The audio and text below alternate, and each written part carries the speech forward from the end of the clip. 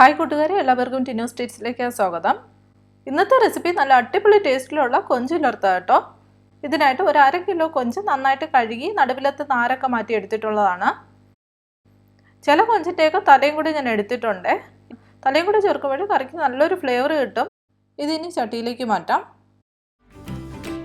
ഇതിലേക്ക് 1/4 ടീസ്പൂൺ മഞ്ഞൾപ്പൊടി, 1/2 ടീസ്പൂൺ മുളക് പൊടി, കുറച്ച് ഉപ്പ്, 1/2 കപ്പ് തേങ്ങാക്കൊത്ത് നൈസായിട്ട് അരിഞ്ഞെടുത്തതാണ്, അതുകൂടെ ചേർത്ത് കൊടുക്കാം. തേങ്ങാക്കൊത്തും കൂടി കൊഞ്ചിൻ്റെ കൂടിയിട്ട് വേവിക്കുന്ന സമയത്ത് ആ കൊഞ്ചിൻ്റെ ഫ്ലേവറൊക്കെ ഈ തേങ്ങാക്കൊത്തിൽ പിടിക്കും. ഒന്നും കറി കഴിക്കുന്ന സമയത്ത് നല്ല ടേസ്റ്റ് ആയിരിക്കും കഴിക്കാനായിട്ട്. കുടംപുളി ഞാനിവിടെ കുതിരാനായിട്ട് വെച്ചിട്ടുണ്ട്. അതിൽ ഒരു കുടംപുളിയാണ് ഞാൻ അടർത്തി ഇട്ട് കൊടുക്കുന്നത്. ഈ കറിക്ക് അധികം പുളിയുടെ ആവശ്യമില്ല, ഒരു ഫ്ലേവറിന് ചേർത്ത് കൊടുത്താൽ മതി.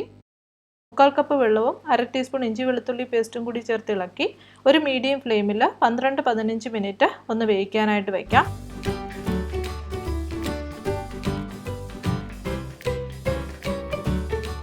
വേവിച്ചെടുക്കുന്ന സമയത്ത് ഒരല്പം വെള്ളം നിർത്തിയിട്ട് വേണം ഫ്ലെയിം ഓഫ് ചെയ്യാനായിട്ട്.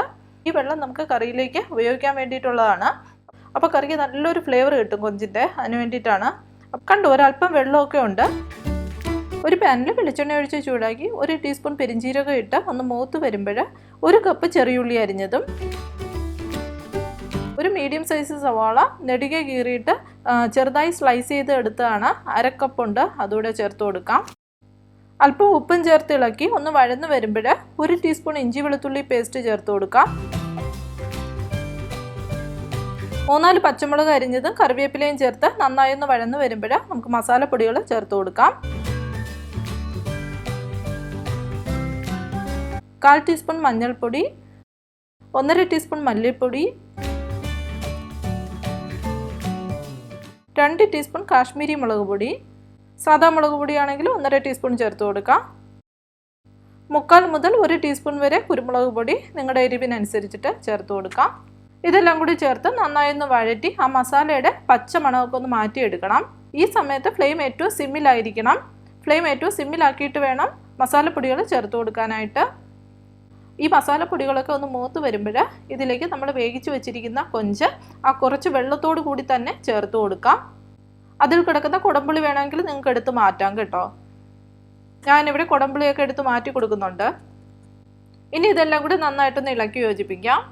അഥവാ നിങ്ങളുടെ കൊഞ്ച് വേവിച്ചെടുക്കുന്ന സമയത്ത് വെള്ളം കുറവാണെങ്കിൽ 2-3 ടേബിൾ സ്പൂൺ വെള്ളം ഈ സമയത്ത് നിങ്ങൾക്ക് ചേർത്ത് കൊടുക്കാം.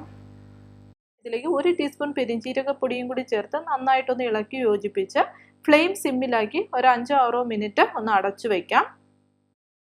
ശേഷം അടപ്പ് തുറന്ന് ഉപ്പ് കുറവാണെങ്കിൽ ആവശ്യത്തിന് ഉപ്പും കറിവേപ്പിലയും തൂക്കി ഒന്ന് ഇളക്കി എടുത്താൽ നല്ല അടിപൊളി ടേസ്റ്റിലുള്ള കൊഞ്ച് ഉലർത്ത് റെഡിയായി കേട്ടോ. അപ്പോൾ തീർച്ചയായിട്ടും നിങ്ങൾ ട്രൈ ചെയ്ത് നോക്കുക. ഫീഡ്ബാക്ക് കമൻറ്റ് ബോക്സിലൂടെ അറിയിക്കാനും മറക്കരുത്. വീഡിയോ ഇഷ്ടപ്പെട്ടാൽ ചാനലൊന്ന് സബ്സ്ക്രൈബും കൂടി ചെയ്തേക്കണേ.